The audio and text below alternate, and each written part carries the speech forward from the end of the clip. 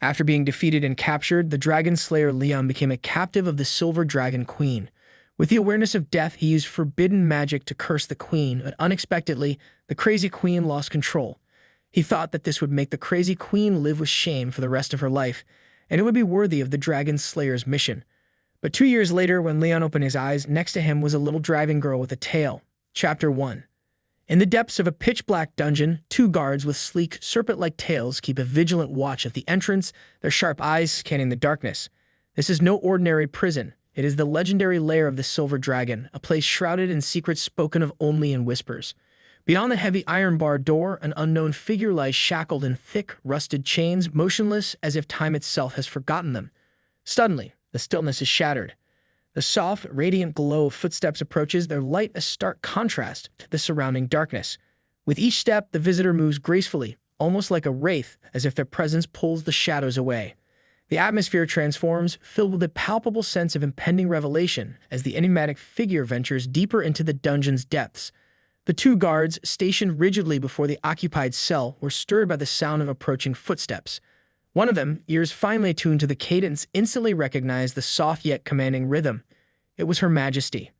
The realization swept over him like a chill, and with a quick glance to his fellow, they both turned in perfect unison. Their eyes met the sight of the crazy queen herself ascending toward them with an air of quiet authority. Both guards moved with precision, placing a hand over their chests in a gesture of loyalty and reverence. Before them stood the queen, her long silver-white hair cascading down her back in silken waves, shimmering faintly even in the dim light of the dungeon. Her regal presence was undeniable, every movement elegant, every glance sharp.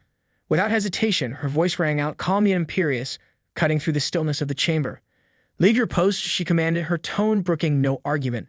"I will speak with the prisoner alone." The guards exchanged a brief look before bowing deeply, retreating from the cell to grant the crazy queen her solitude with the one held captive behind the iron bars. The striking silver-haired woman, none other than the renowned Silver Dragon Queen Roswitha, stepped gracefully into the dungeon cell, her regal bearing unmistakable. With her arms crossed lightly over her chest, exuding an air of authority, she stood before the prisoner. Her piercing gaze settled upon them, sharp and unyielding. A faint smile, tinged with amusement, played at the corners of her lips, hinting at thoughts she kept concealed behind her calm, composed demeanor. She extended her arms gracefully, casting her gaze downward with a pleasant smile etched across her face. Her eyes gleamed with a mix of satisfaction and curiosity as she regarded the prisoner, the once great dragon-slaying hero. With a voice both regal and laced with mockery, she asked, "Tell me, how does it feel to now be a prisoner of our dragon clan?" The man chained within the cold, dimly lit cell was no ordinary prisoner. He was the legendary hero of mankind, a figure once celebrated for his valor in the long, bitter war against the dragons. For years he had been their sworn enemy, a symbol of hope to humans and a threat to the ancient dragon clans. Now he sat shackled and defeated, his defiant spirit still burning in his eyes. Though the crazy queen stood before him, her question lingering in the air, he had no desire for idle conversation. His silence was deliberate, a refusal to indulge in her twisted game. Instead, his sharp, piercing gaze locked onto hers, unyielding. "Spare me your words," he growled, his voice low and edged with bitterness. "If you're going to kill me, do it quickly." His tone was cold, resolute, every word a challenge to the queen's authority. Though his fate seemed sealed, the queen's smile deepened as she lightly touched her lips, her gaze never wavering from the hero's defiant eyes. "Oh, you wish for a quick death?" she mused, her voice dripping with amusement. The request from the strongest hero of mankind seemed to delight her, the moment stretching out as if she were savoring every second of his desperation. But the crazy queen had no intention of granting him such mercy. Her enjoyment came not from ending lives swiftly, but from drawing out the suffering of her enemies, especially this one. The hero's torment was something she relished, and she had no plans to let him escape his fate so easily. The crazy queen stepped closer to the hero, her presence dominating the small, dim cell. Her face drew nearer, not just inches from his, the tension palpable between them. With a slow, deliberate motion, she placed her hand beneath his chin, lifting his head so their eyes met at the same level. As her gaze roamed over his face, she couldn't help but notice the sharp angles of his features, the rugged handsomeness that remained despite his captivity. A flicker of admiration crossed her mind, acknowledging his unyielding resolve even in chains. With a sudden flick of her thumb, the queen's long, sharp nails raked across the hero's face, biting into his skin. Blood began to well up from the fresh cuts on his cheek, a crimson contrast against his pale skin. Smirking, she leaned in closer, her voice dripping with cruel amusement. A few more scratches and you might look even more handsome, she taunted, her eyes gleaming with sadistic satisfaction as she watched the blood trickle down his face. The hero gritted his teeth against the sharp sting of pain, his jaw tightening. His eyes drifted downward, catching sight of the fresh blood trailing from his wounded cheeks and dripping onto the queen's long, blood-stained nails. The crimson droplets stood out starkly against her pale fingers, a vivid reminder of his vulnerability in her grasp. The hero jerked his head away from the queen's grasp, his jaw clenched in fury as he broke free of her cruel touch. His eyes burned with anger and his voice, sharp with frustration, cut through the silence. "Stop humiliating me," he growled. "If you're going to kill me or tear me apart, then do it, but end it quickly." His words hummed in the air, but the Dragon Queen only watched him with an unsettling calm, her lips curled into a slow, amused smile at his defiance.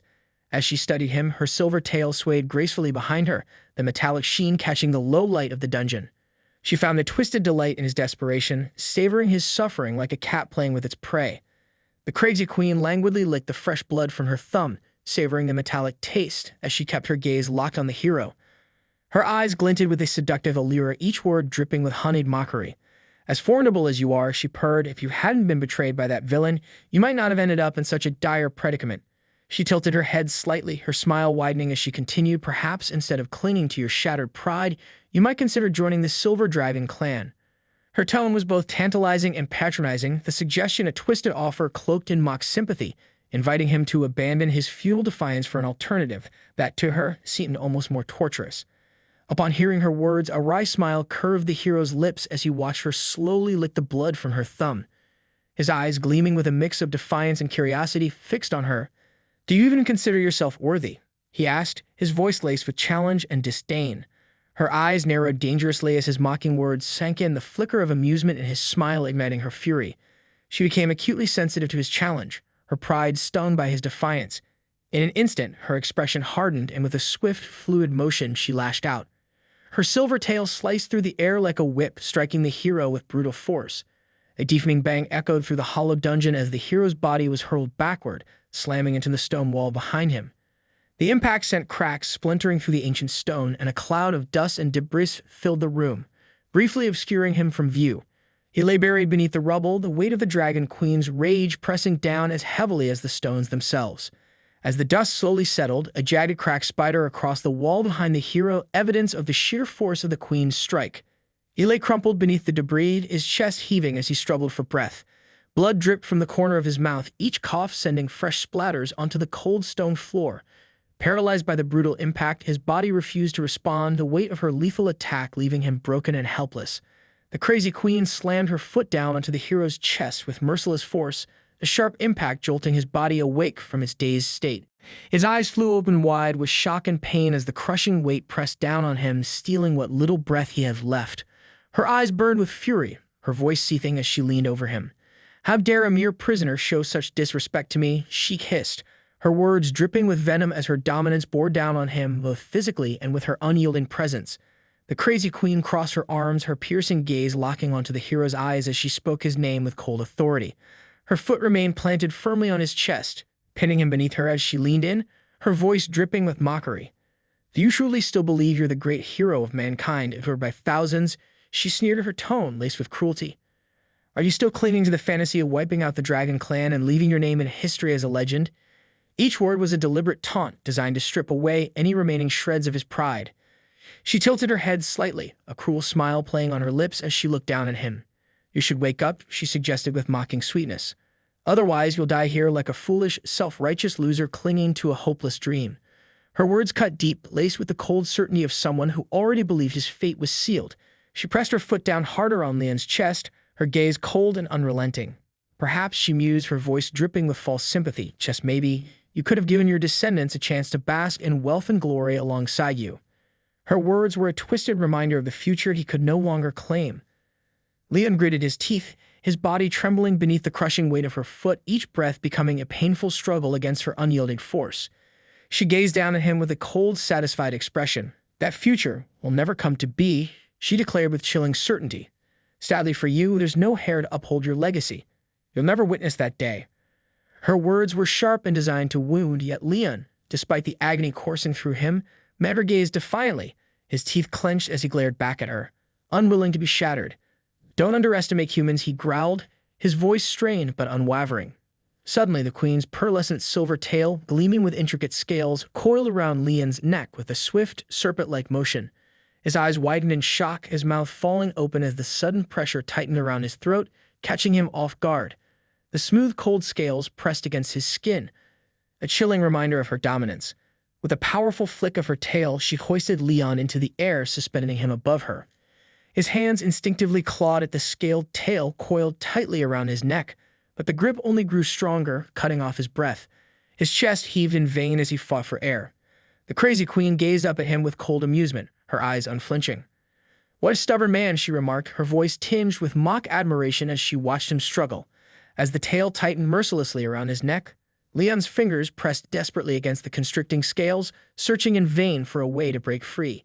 His vision blurred and his strength waned as the pressure mounted. In a final act of defiance or surrender, he closed his eyes and with a strained voice called out, "Your Majesty." The words barely escaped his lips as he sought her attention or perhaps her mercy. Upon hearing him refer to her as "Your Majesty," a dark smile curled on her lips. "Oh, aren't you finally ready to beg for mercy?" she taunted, her voice oozing with cruel satisfaction. As Liam continued to struggle against the tightening coil of her tail, the crazy queen shook him violently, her strength increasing the pressure around his neck. Desperation painted his features, yet he managed to speak through labored breaths. "From the very beginning," he gasped, his voice strained but resolute, "you made two critical mistakes." His eyes remained locked on hers, even as the constricting hold threatened to choke him. The queen's eyes widened in surprise and curiosity, intrigued by what Leon could possibly mean by two mistakes. Leon, still struggling to breathe, continued with a strained but unwavering voice. "Firstly," he said, "a powerful dragon slayer like me should never have been left alone with you." He paused for a moment before continuing. "Secondly, a dragon should never taste a hero's blood." As he spoke, an intense crimson glow began to radiate from his eyes, transforming them into a fierce, blood-red hue. Suddenly, the queen's silver eyes shifted to a vivid light red, mirroring the intense hue of the hero's. She was momentarily stunned, her hand instinctively moving to her chest as if in a trance. The realization dawned on her with shock.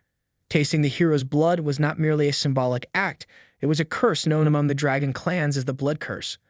The weight of this revelation struck her deeply, her expression one of stunned disbelief as the implications of the curse began to sink in. The dragon queen released her grip on Leon, and he fell heavily to the ground, gasping for breath. Her once haughty demeanor shattered, instantly replaced by a look of complete disarray. The confident smile that had adorned her face vanished, leaving behind an expression of growing worried as her composure unraveled. Her body began to flush with a rising heat, a clear sign of her distress and the gravity of the situation. Her cheeks flushed a deep red as a wave of intense heat surged through her body. Struggling to maintain her balance, she collapsed to her knees, her strength failing her. She steadied herself by placing one trembling hand on the floor, her breathing rag. Confusion and alarm filled her eyes as she questioned, "Why is my body reacting like this?" Now on his feet, Leon looked down at the queen, who had slumped over, her head bowed in defeat and unable to meet his gaze. With a voice laced with grim certainty, he continued, "Soon your body will be overwhelmed with pain, a constant torment that will follow you for the rest of your life." His words were a chilling prophecy, underscoring the depth of her suffering. The queen's cheeks, now flushed a deep crimson, betrayed her loss of control. In a sudden, uncontrolled frenzy, she lunged at Leon, her hands gripping his shoulders with surprising strength. She pushed him forcefully, causing him to stumble and crash to the ground in shock. As Leon lay on the floor, bewildered by the sudden turn of events, the crazy queen pressed her body against his chest, her eyes gleaming with a mix of lust and fevered desire. Her flushed cheeks and intense gaze conveyed a stark contrast to her earlier composure. Without warning, she leaned in and kissed him passionately, leaving Leon stunned and confused by the unexpected and inexplicable shift in her behavior. An hour later, the red aura that had surrounded her eyes began to fade, and she slowly regained her senses. Realizing the gravity of the situation, she quickly discovered she was naked and wrapped herself in a white cloth for modesty. Her anger flared as she turned towards Leon, who was now slumped against the black brick wall, asleep. With a mixture of confusion and fury, she demanded, "What did you do to me?" Liam stirred awake at the sound of the queen's anguished scream. He quickly realized the gravity of the situation. The blood curse was a forbidden technique, usable only once in a lifetime. When a dragon tasted a hero's blood, a soul connection was formed between them, binding their fates together. This meant that upon Leon's death, the curse would inflict unending pain on the queen. Furious, the crazy queen challenged this explanation. She wondered why the curse was manifesting now, especially in a way that made her experience overwhelming lust if it was supposed to take effect only after Leon's death. Leon narrowed his eyes, his expression resolute. The lustful feelings you're experiencing might be an accidental side effect of the curse, he explained. I believe the curse is true and the pain is yet to come, but it seems the immediate side effect is to make you fixate on me. He was taken aback by how the curse had affected her, but he was certain that the true torment was yet to be unleashed. The crazy queen shut her eyes in mortification, gripping the white cloth around her with trembling hands. Be quiet, she snapped, her voice a mixture of embarrassment and irritation. Leon's lips curled into a knowing smile as he observed her distress. He remarked dragons adhere to a strict rule of monogamy. His chuckle carried a hint of dark satisfaction as he continued, after my death, not only will the great silver dragon queen be unable to find a new mate, but she will also be left without heirs. Furthermore, he'll be unable to explain this debacle to the dragon clan. The effects of this forbidden spell have certainly exceeded my expectations. The queen, unable to refute his claims, glared at him with a mixture of anger and helplessness. Leon's smile widened, his gaze mocking as he observed her silence. So Her Majesty, the great silver dragon queen, claimed I would have no successor, he teased with a playful glint in his eyes. But now it seems you'll have none either. He placed a hand over his abdomen, knowing that the curse's repercussions meant there would be no future dragon successors to continue the lineage. Fuming with irritation at his taunts, the crazy queen sprang to her feet, her hand arcing back as if to strike Leon. A fierce purple aura enveloped her hand, transforming it into a menacing dragon claw. As she advanced on him, her eyes blazing with fury, she spat, the claw drew closer, and Leon's eyes began to lose their light, the last flickers of defiance fading. Summoning his remaining strength, he managed to utter, "Do you wish to kill me yourself, Your Majesty?" "There's no need. I will die soon enough." His voice was a strained whisper, but it carried a weight of finality. "Live with the hatred and the pain I've left you. This is my curse to you as a human." His words were a chilling declaration marking his final act of defiance. Unable to bring herself to strike Leon, the crazy queen withdrew her hand, her dragon claw receding back into its human form. The triumphant smirk that had once adorned her face faded into a sorrowful expression as Leon lay unconscious on the floor. The dragon queen stood beside him, her gaze fixed on his unmoving body. A pained sigh escaped her lips as she murmured, "You're just a human being, exacting revenge on me in such a wretched manner, and now you wish to die." Her voice was tinged with a mixture of sadness and disbelief as she contemplated the cruel irony of his final act. With a resolute gleam in her eyes, the crazy queen raised her hand once more, purple mana shimmering around it like a fierce, living flame. She was determined not to let him die so easily. With focused intensity, she channeled her mana into Liam's body. As the energy flowed through him, his chest began to glow with the same radiant purple aura, and a complex sigil slowly materialized on his unconscious form. The symbol pulsed with an eerie light, marking him with the queen's potent magic. Chapter 2. Within the opulent confines of Ross the Pervert's castle, Leon lay unconscious in the queen's private chambers. Leon Cosmode, once a legendary figure known as the dragon-slaying hero, had a storied past that began in his early years. At just 5 years old, he had famously defeated a neighbor's vicious dog with his bare hands. His remarkable feat caught the attention of a passing elite dragon slayer, who took him on as an apprentice. By the age of 10, Leon entered the prestigious Imperial Dragon Slayer Academy. His prodigious talents and relentless dedication led him to graduate at the youngest age ever, earning the highest evaluation in the Academy's history. At 15, Leon ventured onto the dragon-slaying battlefield, where he became a formidable force. He slew countless dragons, reclaimed lost territories, and achieved numerous military victories for the Empire. Revered as the strongest dragon-slaying hero, he was seen as the Empire's greatest hope to bring an end to the war. Yet despite his legendary status and unparalleled achievements, Leon's fate took a dramatic turn when he became a captive of the Dragon Clan. Leon slowly roused from a deep slumber, his eyes fluttering open after what felt like an eternity. It had been 2 years since his capture and subsequent collapse in the dungeon cell. Startled, he sprang upright in the bed, confusion etched deeply across his features. Sweat trickled down his face as he glanced around, his heart racing. The unfamiliar surroundings of the room were a stark contrast to the cold, dark confines of the dungeon he remembered. As he tried to piece together his new reality, the creak of a door opening broke through his disorientation. A young girl cautiously peeked into the room. She had striking black hair with strands of silver, and her ocean blue eyes were wide with curiosity. Her delicate frame stood by the door, her hand gripping the knob. Liam turned to face her, his surprise evident. The girl's beaming smile and the innocent joy in her eyes brought a blush to his cheeks. Her cuteness and the warmth of her expression contrasted sharply with the harshness of his memories. leaving him momentarily spellbound. As Liam pushed aside the duvet and sat up, resting his head on his hand, a profound realization dawned on him. The soft light filtering through the room and the gentle warmth suggested that his immense contributions to mankind had somehow led him to a place resembling heaven. With newfound joy, he stood up and, beaming with delight, pointed at the little girl. "You must be the legendary angel," he announced, his voice filled with wonder. The girl, taken aback, looked puzzled. "What's an angel?" she asked, her innocent curiosity evident.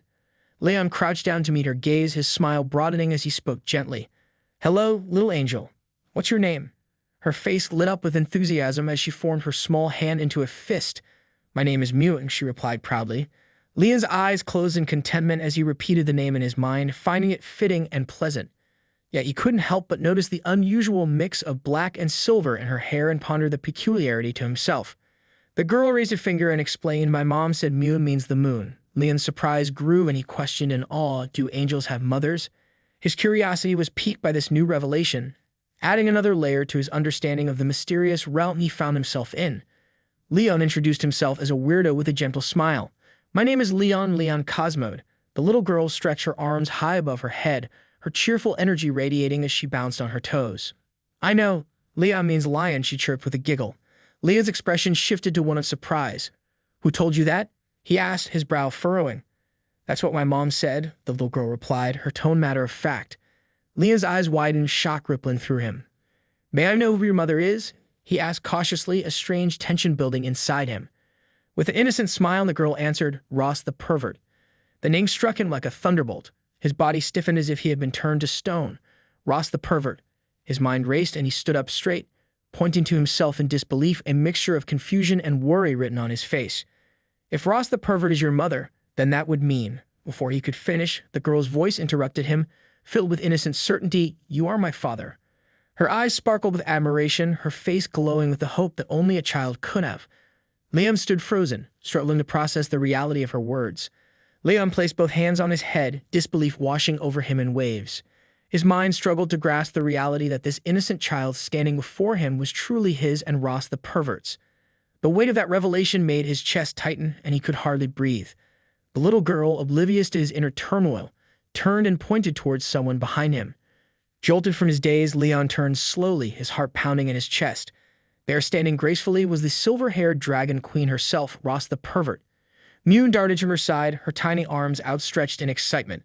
"Dad is awake," she cried, her voice filled with pure joy. Ross the pervert smiled warmly as she gently stroked the girl's hair, her touch soft and affectionate. "Yes, I know," she replied, her voice calm and knowing. "He's finally awakened from his long slumber." Leon's eyes met hers, and for a moment the air between them was thick with unspoken words. Her silver gaze locked onto him, and she smiled, a quiet, almost wistful smile. "You finally woke up, Leon." But Leon could only grit his teeth, stunned into silence, his body tense as he struggled to process everything unfolding before him. Mew wrapped her arms around her mother tightly, gazing up with wide, innocent eyes.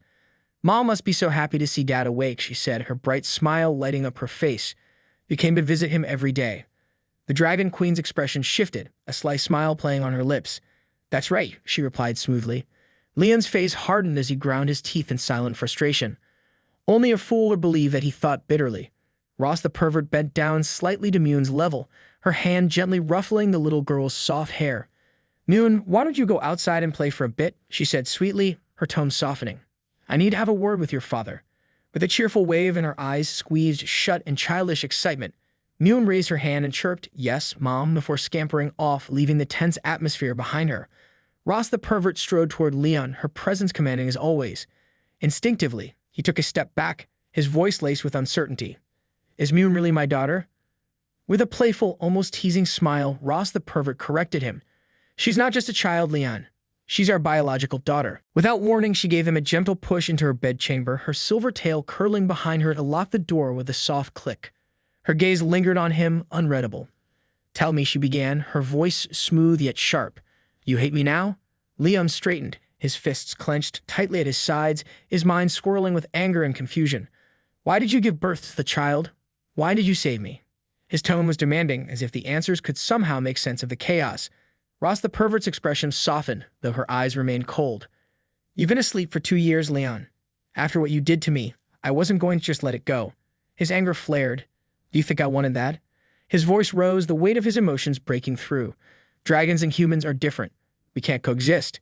If things were different, if it weren't for the curse, I would never have touched you. Ross the pervert's eyes flashed, but she remained silent, absorbing the intensity of his words.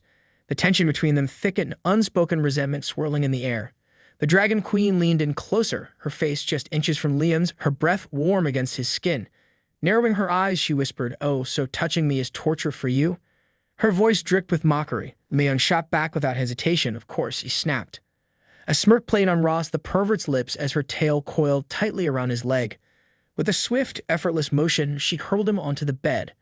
Before Leon could react, she was on him, pushing him back down as he tried to rise, crawling atop him, her predatory gaze locked onto his, and a flicker of fear lit up in Leon's eyes. He said, his voice shaky, "What? What are you going to do?" With one swift movement, Ross the pervert had torn his shirt open, the fabric ripping like paper. Her fingers glowed with purple mana, and a shimmering sigil appeared above them. She leaned in closer, her voice cold and commanding, "I'm going to carve my own dragon mark on you." Liam struggled beneath her grip, but her strength was overwhelming. Panic rising in his chest, he pleaded, his voice desperate. Ross the pervert stopped, but the Dragon Queen's eyes, burning with fierce determination, showed no signs of mercy. With a tap to his chest, the purple sigil transferred to Leon's skin, burning itself into him like a brand. Ross the pervert watched the mark take form with cruel satisfaction. "From today onwards, this will be your shame," she said, her voice low and triumphant. "It means you are my prisoner, bound to me forever. You will never leave my side." She tilted her head, her silver hair cascading over her shoulder as she laughed, a maniacal chilling sound that echoed through the chamber. The purple sigil on her own chest began to glow in response, pulsing with the same eerie light. What will your fellow humans think?" she taunted. "When they see the dragon tattoo on your body, will they still call you a great dragon-slaying hero, or see you as a traitor who surrendered to the dragon clan?" Her mocking laughter filled the room as Leon's heart sank. He lay there, bound by the shame of the mark, knowing the weight of her words hung over his fate. The purple sigil seared into Leon's chest, the pain so intense that his body trembled, sweat trickled down his face, and he clenched his teeth, every muscle taut, trying to withstand the agony. Ross the pervert leaned closer, her lips inches from his. She placed a finger on his lips, silencing any protest. "Don't you understand, Leon?" she whispered, her eyes locked onto his with a dangerous glint. "The dragon race's concept of revenge has always been beyond human comprehension. It's not something human scientists can fathom. Our revenge is something far more twisted. Paranoia, extremity, and cruelty all intertwined." Her voice softened, but there was no kindness in her tone, only a seductive cruelty. "I want you to live in this shame for the rest of your life, to feel the weight of this humiliation every day, and to be at my mercy for eternity." Her eyes gleamed with triumph as she studied his tormented expression. For Ross the pervert, this wasn't just revenge. It was a deep, personal satisfaction to make the greatest dragon slayer in human history a slave of the Dragon Clan. "To be bound to me forever is the highest honor," she added. Leon's face flushed red, a mix of pain and anger as his hand shot up, gripping her arm tightly. But Ross the pervert only smiled wider, her voice dripping with menace. "Let's get started," she whispered, her words a promise of the torment yet to come. Chapter 3. Perched high atop the jagged peaks, the silver dragon castle gleamed under the sun's radiant light, its stone walls shimmering like polished silver.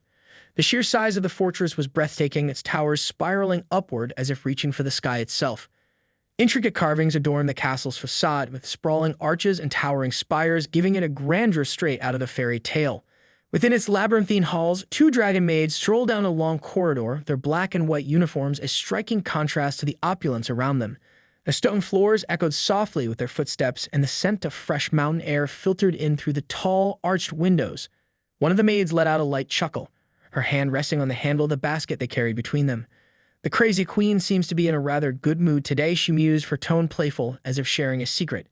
Her companion, locking arms with her in a friendly gesture, giggled softly and covered her mouth with her free hand, leaning in close. "You don't know, do you?" she whispered, her voice brimming with excitement. Her husband woke up. The first maid's eyes widened in surprise, her expression quickly replaced with understanding. They exchanged knowing smiles as they continued their journey through the castle, their whispers of the queen's good mood and her awakened husband lingering in the air like a well-kept secret. Liam crouched a few feet away from the passing maids, hidden behind the curve of a marble pillar. His breathing was steady, the dark circles beneath his eyes betrayed the exhaustion that weighed heavily on him. He strained to hear their conversation, catching every word with a bitter scowl. That female dragon actually announced to the public that I was her husband, he said, his voice a low, irritated growl. The thought churned inside him like a storm, his hand reflexively moving to his side where the memories of recent events ached the most. His eyes, rimmed with deep blue bags from sleepless nights, flickered with frustration. You have no idea how terrifying that mother dragon is, he whispered under his breath, the words laced with a mix of disbelief and resentment. The memory of the Dragon Queen flooded his mind. Her relentless demands, the way she claimed him without mercy. Her strength was overwhelming and her hold on him unrelenting. Liam's body tensed as he recalled how the Dragon Queen had taken full advantage of his helpless state. Days blurred into each other, the torturous routine of her insatiable desires leaving him no peace. The constant pressure, the weight of her body against his, the way she drained his energy day and night left him feeling like his very essence had been siphoned away. His waist ached with a dull pain, almost broken from her forceful acts. A fire sparked within him, rage simmering beneath his tired exterior. His fists clenched tight, knuckles white with tension, as his teeth ground together. I, Leon, will never stay here and become her plaything, he swore, a defiant gleam in his eye. His resolve hardened. He would not allow himself to be trapped in this twisted fate, not by her, not by anyone. As Leon stealthily moved through the winding corridors of the dragon castle, his every step was careful and measured, avoiding the ever-watchful eyes of the dragon guards and maids. His heart raced, but his movements remained silent, slipping into the shadows whenever he heard the distant clink of armor. He came to a sudden halt, pressing his back against the cold stone wall when he spotted 4 guards near the side entrance of the castle. One of them, a large, imposing figure, pointed to his right and barked orders to the others, their voices echoing through the stone courtyard. Leon dared not reveal himself, keeping his body pressed tightly against the rough surface, blending into the darkened alcove. Peeking out cautiously, he observed the guards more closely, realizing the futility of trying to escape through any of the guarded exits. So they're patrolling all the side entrances, he thought, frustration tightening his chest. The Dragon Queen's clutches were tighter than he had anticipated. As he scanned the area for any alternative, his eyes caught something unusual, a peculiar section of the castle wall. His gaze narrowed. How come there's a hole here? He murmured to himself, intrigued. He swiftly moved toward it, staying low to avoid detection. The long grass had grown wild, concealing the small opening in the castle's ancient stone walls.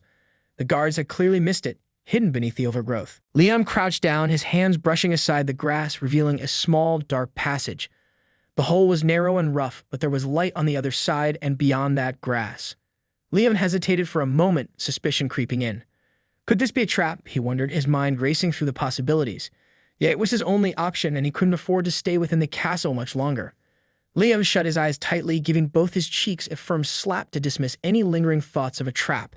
He couldn't afford to overthink it. Escape was his only option now, and the risk was worth it, no matter the cost. He had to leave the Dragon Queen's castle, even if it was a trap. He resolved to force his way out.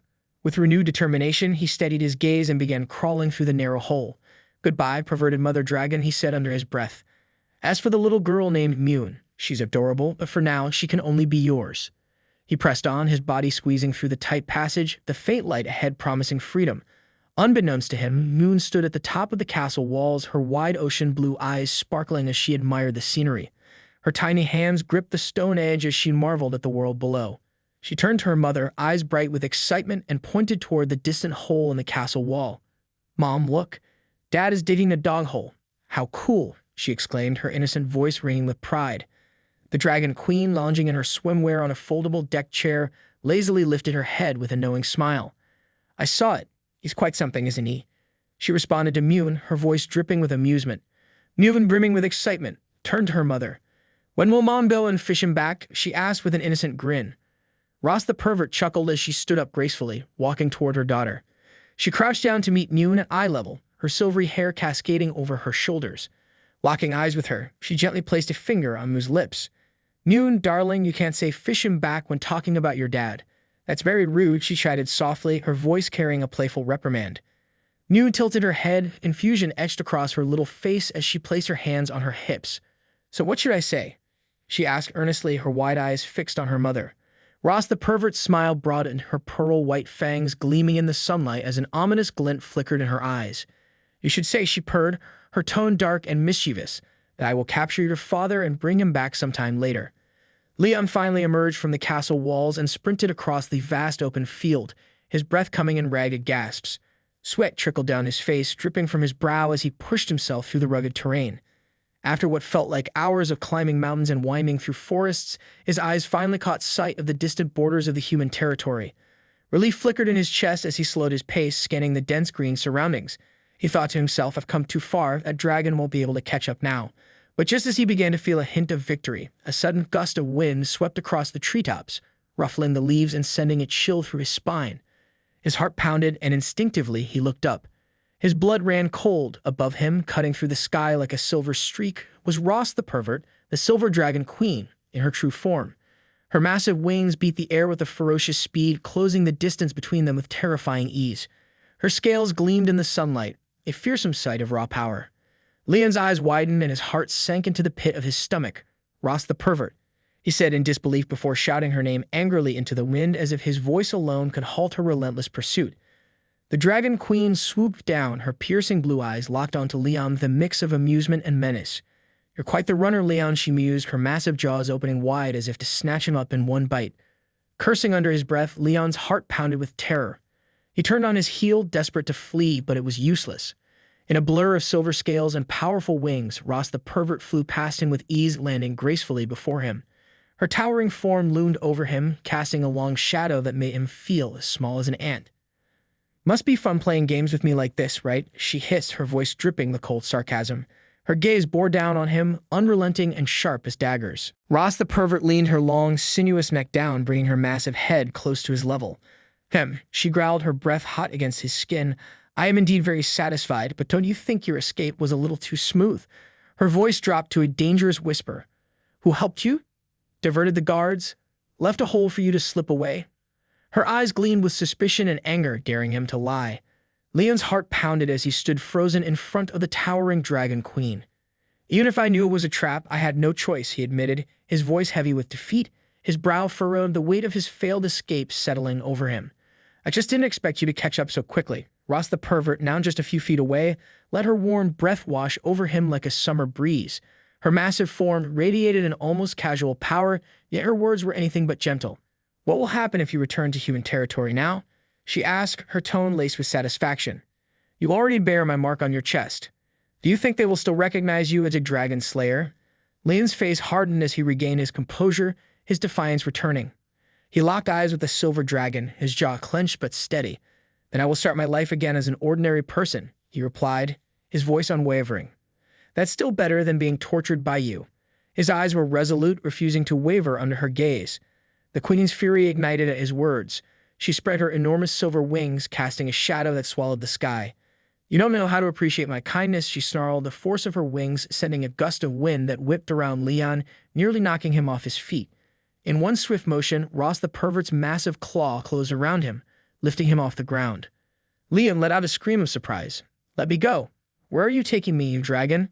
He shouted, his voice filled with terror. With effortless power, Ross the Pervert soared high into the sky, the ground quickly disappearing beneath them. The evening sun was sinking below the horizon, its dim rays gleaming off her silver scales, making them shimmer like molten metal. Since you want to go back so much, she said, her voice cold and mocking, I'll help you. The evening sky had long given way to the cloak of night. Here's your text with added commas for clarity. 3 hours later, Weiss's massive dragon form glided through the dark sky, her silhouette briefly passing across the face of the bright moon. Below them lay the Empire's border city, its distant lights flickering faintly through the darkness. Without warning, Ross the Perverta opened her claws, releasing Leon into the open air. His stomach lurched as he plummeted hundreds of feet. Terror gripped his face, his arms flailing as he fell, the wind whipping past him. He crashed through the trees, branches snapping violently under the weight of his fall before slamming hard onto the ground, the impact jarring his entire body. Groaning, Leon sat up, his head pounding from the fall, his hands pressed against his temples as he tried to ease the sharp pain coursing through him. Slowly regaining his senses, Leon stood, dusting off the dirt and leaves that clung to his torn clothes. His eyes focused ahead, and through the dense trees he saw it, houses illuminated by the warm glow of lanterns, a faint sign of civilization. Beyond the forest, Leon's eyes widened in disbelief as he took in the village surrounding him, his mouth hanging open. Is this a human town? He said to himself, astonished to find a settlement hidden deep within the forest. Ross the Perverta, now back in her human form, stood beside him with her arms crossed. That's right, she said, her voice carrying a hint of amusement. That's the human empire. As she gazed at the village, her posture relaxed. She continued, so now that you see this long-lost human town, do you really think you can return to the human world by merely stepping into it? Her tone was almost conversational, as if she were discussing the weather rather than Leon's fate. Leon stared at the village, his mouth still agape as a tear slowly formed in his eye. The weight of his situation crashed down on him like a heavy stone, and a profound realization began to sink in. The Dragon Queen's gaze flickered toward Leon, her eyes glinting with a mischievous light. A grin curved on her lips as she spoke. "Leon, you can't go back, even if it seems within reach." As she spoke, a mark on her chest began to pulse with a haunting purple glow. Leon's expression snapped into focus as he looked down at his own chest.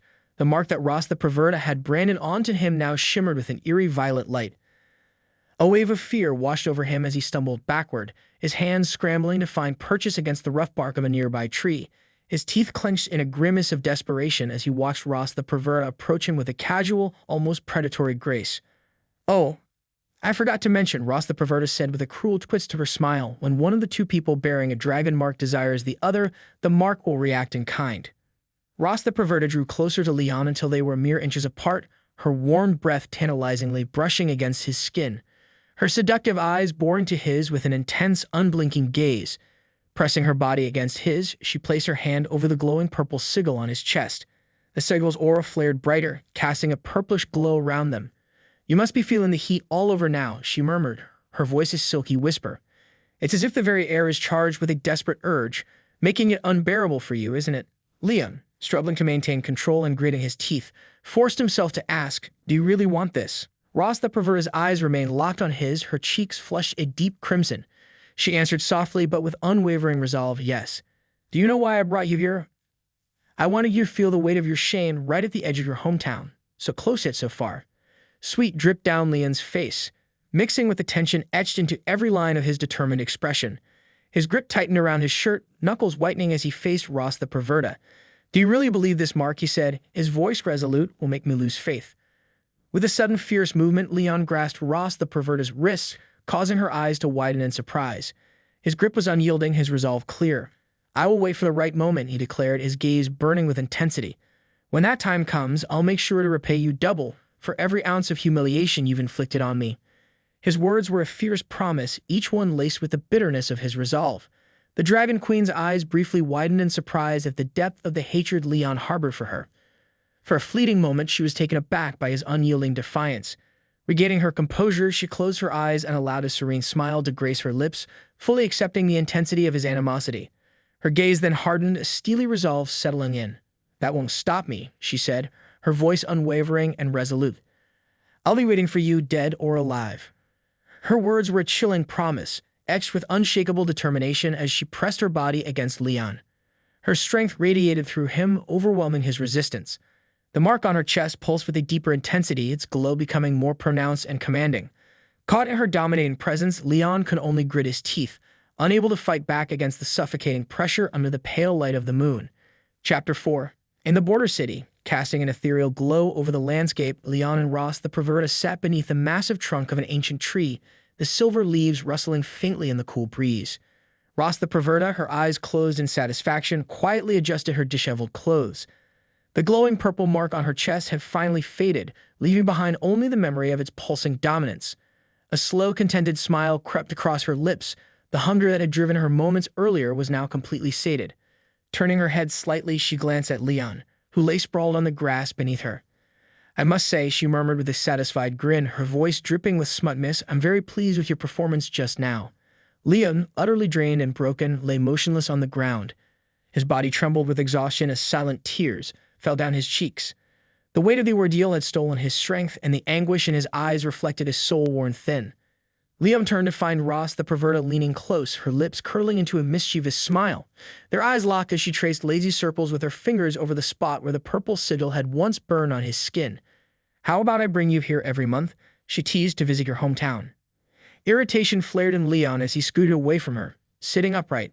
"Bah, I see you're just a female dragon with your head in the clouds, always thinking about how you're going to drain me," he snapped, his voice laced with anger and disgust at the memory of what had just transpired. Ross the Perverter's smile faltered slightly. "I see you saw through my little tease," she remarked with a hint of amusement, though there was a glint of something deeper in her eyes.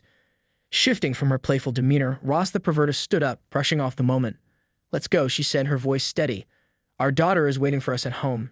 She stretched her arms to the sides, and her purely silver wings unfurled gracefully from her back, catching the moonlight. Leon, still sitting against the tree trunk, slowly pulled his shirt back on, the weight of exhaustion still pressing down on him as Ross began to transform. A quiet voice came from behind her. "Wait." Liam called out, his tone hesitant but firm. The Dragon Queen paused, her wings still shimmering, and turned to look at him. Her gaze softened slightly, curiosity flickering in her eyes as she met his. "What is it?" she asked, her transformation momentarily stilled, waiting for whatever he had to say. Liam stood and strode past her, his gaze resolute. "As a dragon slayer, I refuse to be dragged back like some captured prey," he said, determination hardening his voice. "I can walk by myself." Ross the Perverta, her wings still outstretched, watched him with a look of mild confusion as he marched ahead. She remained silent for a moment, her silver eyes tracking his every step before calling out, "Oh, from here to the Silver Dragon Castle, even flying at my speed, it would take at least 3 hours for a human to walk it. 10 days, maybe half a month." Leon didn't even bother to look back, his posture rigid with defiance. "It's just 10 days or half a month," he retorted, his voice filled with spite. "Don't underestimate human endurance." He kept walking, his head high and pride wounded, determined to show her he was no victim of her whims. As Ross the Perverta's wings retracted into her back, she crossed her arms and smirked, her voice dripping with amusement. "I want to see how long you can hold out," she teased, a sly smile curling at the edges of her lips. Watching him stumble along, she found the sight of his stubborn pride more entertaining than anything else. After a while, Leon's steps began to falter, his breath growing heavier, his energy clearly fading from the grueling walk. Ross the Perverta, still following behind at a leisurely pace, looked on with satisfaction. "Getting tired, are we?" she called out, her tone smug. "If you ask me." Her taunt was abruptly cut off as Leon shot back, his voice rough with exhaustion but laced with defiance. "Tired? Who said I was tired?" His fists clenched tightly, his knuckles white with determination. The grit in his voice matched the fierce resolve in his eyes, refusing to give her the satisfaction of seeing him break. He pushed forward, his pride carrying him even as his body begged for rest. Ross the Perverta closed her eyes, a playful smile dancing on her lips as she mocked him. "The only thing that's tough is your mouth," she teased, her voice dripping with mockery. Leon, visibly irritated by her remark, spun around, the muscles in his jaw tightening. "You?" he managed, his frustration simmering just beneath the surface, but before he could finish their playful exchange, it was abruptly cut short by the sound of approaching footsteps. The air around them grew still, and both Ross the Perverta and Leon froze, their eyes widening in unison. The world seemed to pause for a heartbeat as they slowly turned their heads toward the source of the noise. Emerging from the shadows ahead was the dragon army, their presence imposing and undeniable. At the front, the leader marched with a commanding stride, his figure illuminated by the flickering light of medieval torches held high by his soldiers. The flames cast eerie shadows over the forest, their glow reflecting in the wide, startled eyes of both Ross the Perverta and Leon. A sudden tension hung heavy in the air, the playful atmosphere now replaced by something far more ominous. Seeing the dragon-slaying army approach, Leon's mood lifted instantly. His eyes gleamed with sudden hope, and he stretched out his hand instinctively. "Great. These guys might help me get rid of this dragon," he said, excitement rising in his voice. But beside him, Ross the Perverta's demeanor darkened. A wave of frustration rolled off her as her eyes narrowed, sharp as daggers, her lips curled back into a snarl, teeth gritted, and barely contained fury. The air around her began to shimmer with her rising aura, thickening with the intensity of her power. Her irritation toward both the approaching army and Leon's naive hope for escape was palpable, like the calm before a violent storm. Upon seeing the dragon-slaying army, Leon's heart briefly surged with hope, but that reality struck him like a blow. No, she's no ordinary dragon. She's the queen. His throat tightened as the thoughts settled in. If he called for help, Ross the Perverta wouldn't hesitate. She'd slaughter them all. He turned to glance at her, dread seeping into his bones. Her entire demeanor had shifted. Her once playful expression was now twisted with murderous intent. Her eyes had turned a deep blood-red hue, glowing with a violent hunger for carnage. The air around her crackled with bloodlust, thick and oppressive. Sensing the sudden shift in energy, the leader of the army raised his hand, signaling his men to halt. The guards mid-patrol froze in their tracks, his sharp gaze scanning the tree line, landing on the two figures standing in the forest, an unfamiliar pair in the midst of this eerie tension. His instincts flared, and he could sense that something was terribly wrong. The leader, a man with rugged brown hair still seated on his horse, squinted at the strange pair before him. "Are you lost?" he asked, his tone even but probing. The question seemed to hang in the air, thick with the weight of the situation. Leon froze, caught off guard, his mind racing for a response. He could feel Ross the perverter's aura darkening beside him, her annoyance palpable. She hadn't moved, her crimson eyes fixed on the soldiers with an icy glare. The air was heavy, charged with her barely restrained fury. Desperate to defuse the situation, Leon forced a nervous laugh, breaking the silence. They were just hanging out, stammered awkwardly, scratching the back of his head, his hand trembling slightly. The words fell hollow, but he had no choice. He couldn't risk implicating these men, couldn't risk their lives. Every fiber of his being told him to run, but there was no escape from the Dragon Queen's wrath. The moment felt fragile, like a spark waiting to ignite the wildfire.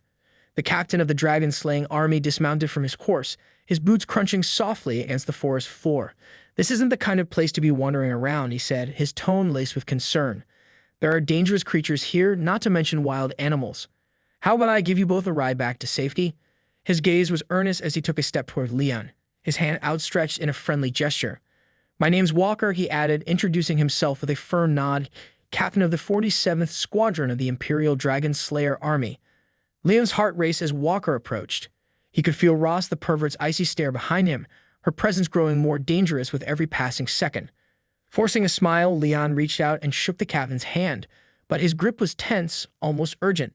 "I appreciate the offer. Really," he said, his voice strained, "but we're fine. We've had some self-defense training so we can handle ourselves."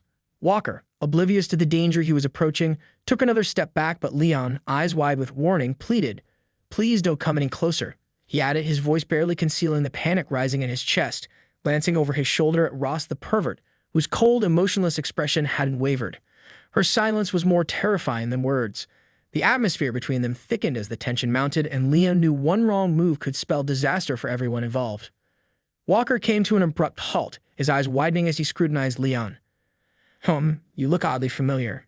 Have we met somewhere before?" His voice carried a hint of recognition, making Leon's heart skip a beat. He hadn't anticipated that soldiers might recognize him as the famed Dragon Slayer. Leon's pulse quickened and his body tensed at the captain's inquiry.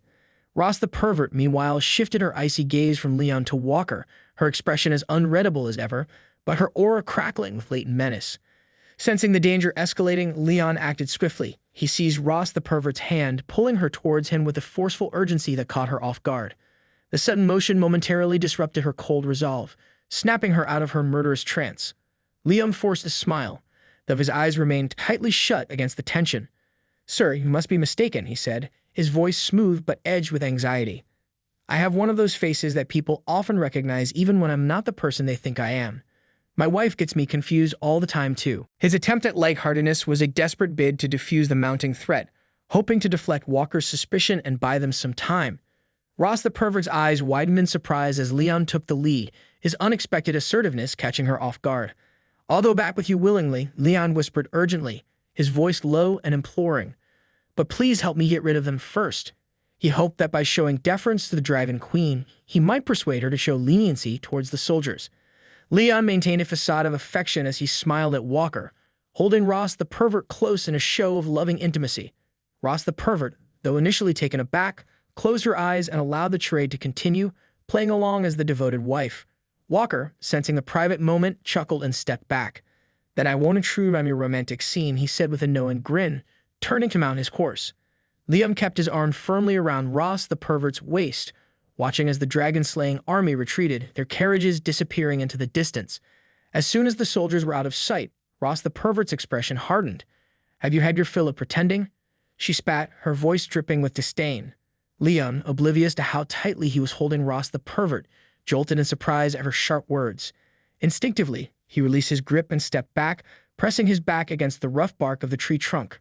Ross the pervert, her expression one of displeasure, glared at him while rubbing her wrist.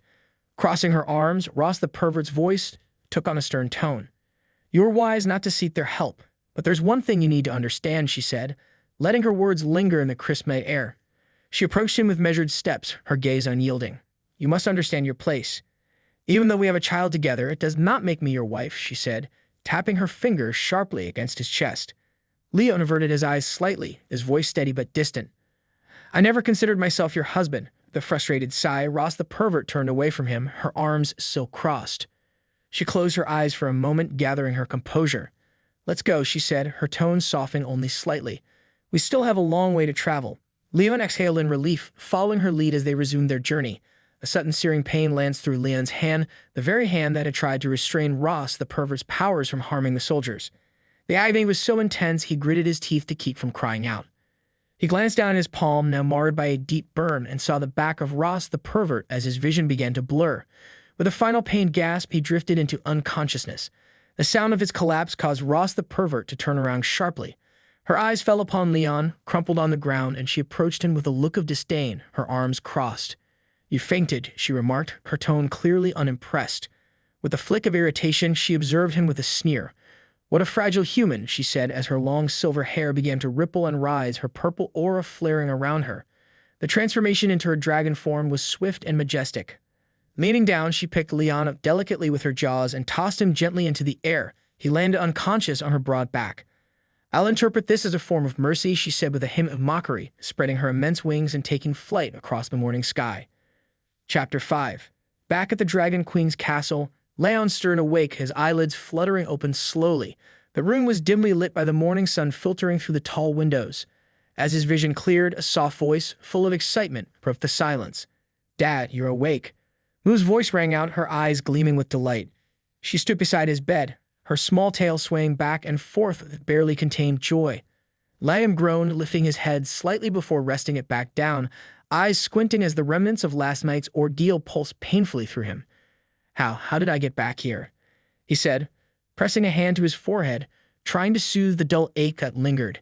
"It was Mom who brought you back," Moo chimed in, her tail still wagging as she beamed at him, clearly overjoyed at his recovery. Lion's expression darkened, a scowl settling on his face as memories of Ross the pervert flashed in his mind, her massive dragon form capturing him as if he were nothing more than prey. His jaw clenched at the thought.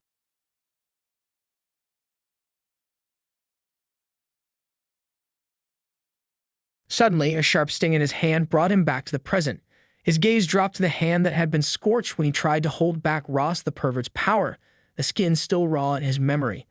"This is," he murmured, his voice tinged with surprise. The hand once seared by the encounter was now carefully bandaged. Before he could process it, Moo's small hands grasped his, her eyes sparkling with pride. "I'm the one who bandaged it for Dad," she exclaimed, her face alight with the hope that he praised her hard work. She gently squeezed his hand, eager for his approval. Leon stared at his bandaged hand, a wave of surprise washing over him. His daughter's care was unexpected, especially considering everything he had learned about dragons. He recalled the words of an old dragonologist. Dragons are a ferocious race, born into violence and bloodshed, their nature forged in fire and conflict from the moment they hatch.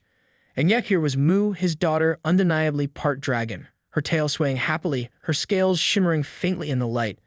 But there was no trace of hostility in her. She looked up at him with nothing but pure affection, treating him not as a mere human, but as her father, with all the tenderness and love a child could offer. Liam's brow furrowed in thought. Is it because she's a human-dragon hybrid? He mused silently, trying to reconcile the fierce nature of dragons with the innocence that radiated from his daughter. Slowly, almost hesitantly, he began to reach out, moving his hand toward Moo, as if testing whether this connection, this bond, was truly real. Lion smiled warmly as he gently ruffled Moo's hair, his affection evident in the way his hand lingered on her head. "Well, Moo was awesome," he said softly, watching as her eyes lit up with delight. Moo giggled, her small arms wrapping around his waist, basking in the warmth of her father's embrace. As they pulled apart, Leon locked eyes with her, his tone playful but carrying a hint of seriousness. Raising a finger, he added with a teasing smile, "Moo is so cute, but when you grow up, you must not be like your mother." Moo's laughter paused, and she blinked up at him, her mouth slightly agape in confusion. "What do you mean, Daddy?" she asked, her young mind trying to piece together his words. Before Lan could respond, a soft scoff echoed from the doorway. Ross the pervert stood there, arms crossed, leaning casually against the frame with a knowing smirk playing on her lips. Her narrowed eyes glinted with mild amusement as they scrutinized him. "And what's so wrong with being like me?" she asked, her voice low but edged with a playful warning. Leon, caught off guard by her sudden presence, swiftly moved away from Moon, his expression shifting from relaxed to wary.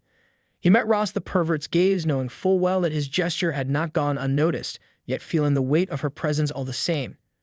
Ross the pervert strode into the room with a casual grace, her piercing gaze still fixed on Leon, clearly unimpressed by his earlier remark. Her eyes bore into him, silently demanding an answer.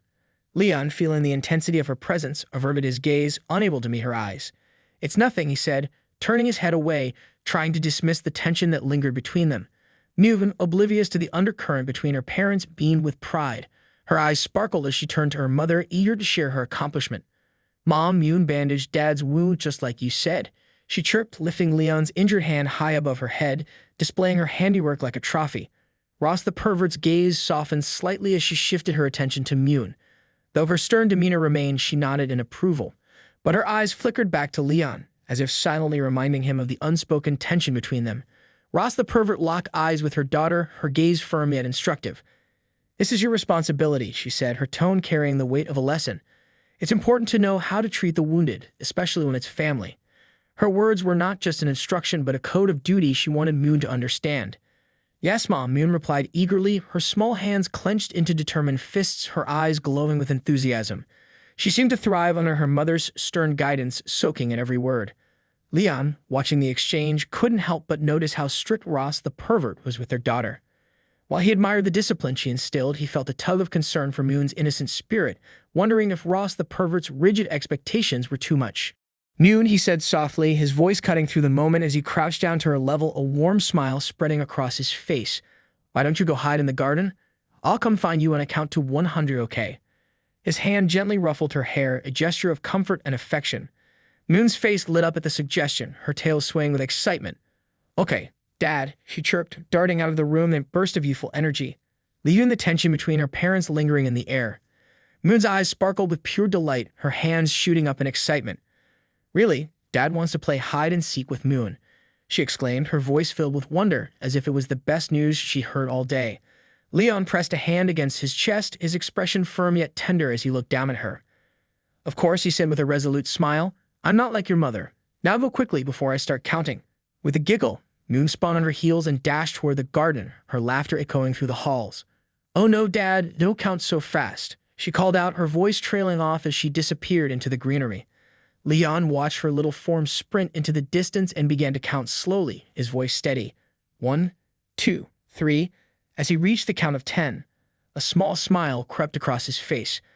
Behind him, Ross the pervert, who had been silently observing the scene, allowed a rare smile to grace her lips, her eyes following Mune's joyful sprint. Despite her stern nature, the sight of their daughter's happiness softened her gaze, if only for a fleeting moment. As soon as Mune dashed out the door, Leon swung his legs over the side of the bed, sitting upright. His eyes, once soft with amusement, narrowed as he focused on Ross the pervert. "Hey, I'm talking to you," he said, his voice low and edged with concern. Ross the pervert, who had been watching Mune's retreat, shifted her gaze back to Leon, her expression hardening. "What?" she replied, her tone flat, the playful atmosphere vanishing in an instant. The air between them grew tense. Leon stood up, facing her, his demeanor now matching the gravity in his voice. "Aren't you being too hard on our child?" The smile that had once danced on his lips was replaced by a stern, unyielding look. His eyes bore into hers, filled with the weight of unspoken worries. Ross the pervert sat casually on the edge of the bed, her posture relaxed, but her gaze sharp and unwavering. "We dragons all went through this," she said, her voice firm. "Only by being strict with our children from a young age can we cultivate strong warriors." Leon, his expression softening with concern, stepped forward, stretching out his arm as if trying to bridge the distance between them. "But she's not completely a dragon, and besides, Mune is so cute. Can you really be that hard on her?" His voice held a note of pleading, hoping to appeal to Ross the pervert's softer side. Ross the pervert's eyes flickered with irritation as she crossed her arms and closed her eyes, her expression unyielding. "She is a dragon," she said flatly, and cute is a derogatory word for a dragon. The tension in the room thickened as her words settled in the air, her pride as a dragon evident. Lon, sensing the need to shift the mood, allowed a hint of mockery to creep into his tone. "You're pretty cute too, you know." A small teasing smile tugged at his lips, hoping to break through her stoic demeanor. Ross the pervert's eyes opened, narrowing slightly, but the corner of her mouth twitched just for a moment, a crack in her otherwise impenetrable facade. Leon's playful remark clearly struck a nerve, and without hesitation she grabbed the front of his shirt, yanking him close, her face inches from his. "You are just a slave to me, a way to vent my anger." "Don't start thinking otherwise," she snapped, her voice sharp and cutting. Lon felt a cold shiver run down his spine as her words sank in. He knew better than to argue, understanding the precariousness of his situation. He nodded silently, his gaze dropping slightly, acknowledging his role in this strange dynamic. Ross the pervert leaned in closer, her grip on his shirt loosening and her fingers slowly sliding down to rest on his chest. Her intense expression softened, shifting into something more playful, almost teasing. "It's good that you understand," she said, her voice dropping to a smoother, more intimate tone. "I am the crazy queen of the Silver Dragon clan. I have a lot of government affairs to handle. Taking care of the children, that's your responsibility now." Her eyes glimmered with amusement as she locked her gaze with his, a mischievous smile curdling on her lips. She moved in even closer, her warm breath grazing his ear, sending an involuntary shiver down his spine. "That kid really, really likes you," she whispered, her voice laced with a strange, possessive warmth that left Leon frozen in place. The scene shifted to the garden of the Silver Dragon's castle, bathed in the soft golden light of the sun. Vibrant greenery stretched in every direction, the lush foliage swaying gently in the breeze, flowers of all kinds blooming in vivid colors, painting the landscape with bursts of life. Lon walked along the stone path, his boots crunching softly against the earth, his thoughts heavy. "I am the Dragon Queen, and I am very busy," he said to himself, mocking Ross the pervert's words with a frown. As if it's normal for dragon slayers to be stuck babysitting. His voice was low, frustration creeping into his tone as he continued walking, lost in his thoughts. Something caught his eye. He slowed his pace and turned his head, noticing a small shadow flitting behind the thick garden hedges just barely visible. It peeked out from behind a large pillar, watching him intently. For a moment, he simply watched the shadow move, waiting for her next move, its earlier frustration softening in the presence of her innocent joy. The small shadowy figure was none other than his daughter Mune. Despite her best efforts to stay hidden, Leon couldn't help but smirk at her naive attempt. She still has a lot to learn, he thought, amused by her innocence. "Do you think you can't be found if you hide behind me?" Leon called out, his voice playful as he turned fully toward her. A contented smile spread across his face as he pointed at her. "Found you, Mune." But something was off. Mune didn't move, she stood still, her small hands gripping the stone pillar tightly, her gaze remaining fixed on him as if she hadn't heard him at all. Leon's smile faltered, confusion knitting his brow. He studied her more closely, noticing her uncharacteristic silence. "What's going on?" he said to himself. "Is she angry?" The playful atmosphere shifted as he took a cautious step closer, uncertain of what had caused the sudden change in her demeanor. Lon let out an awkward chuckle, trying to ease the tension. "Mune, sorry to keep you waiting." He paused, feeling a bead of sweat trickle down his temple, but before he could finish, Mune suddenly turned and bolted away without a word. His eyes widened in surprise. "Mune, wait," he called out, instinctively stretching out his hand as if he could somehow pull her back. Without hesitating, he took off after her, his feet pounding against the garden's soft earth. But Mune was quick. In a matter of seconds, she darted to the right, disappearing behind the towering trees and hedges that framed the lush garden. Leon's heart pounded in his chest, his breath quickening as he called after her. "Why are you running, Mune?" The sound of her small footsteps faded, leaving Lon standing still, unsure of why she had fled. As he turned the corner, he was startled to find nothing but an empty path. Confusion set in. He was sure he had seen her dart this way just moments ago. His head swayed from left to right, scanning the area. It's impossible to predict a child's mood, he thought with an inward sigh. He slowed to a stop, rubbing the back of his head in frustration. No wonder Ross the perverter gave him the job of taking care of the baby, he said, chuckling at the irony. Unaware of her presence, a small figure stood a few feet away, watching with tightly clenched fists. Mune, her eyes shining with mischief, suddenly dashed up behind Lon and wrapped her arms around him in a surprise hug. "Dad, Mune caught you," she exclaimed joyfully, her voice filled with excitement. Leon, taken aback by her unexpected arrival, turned to find his daughter grinning up at him.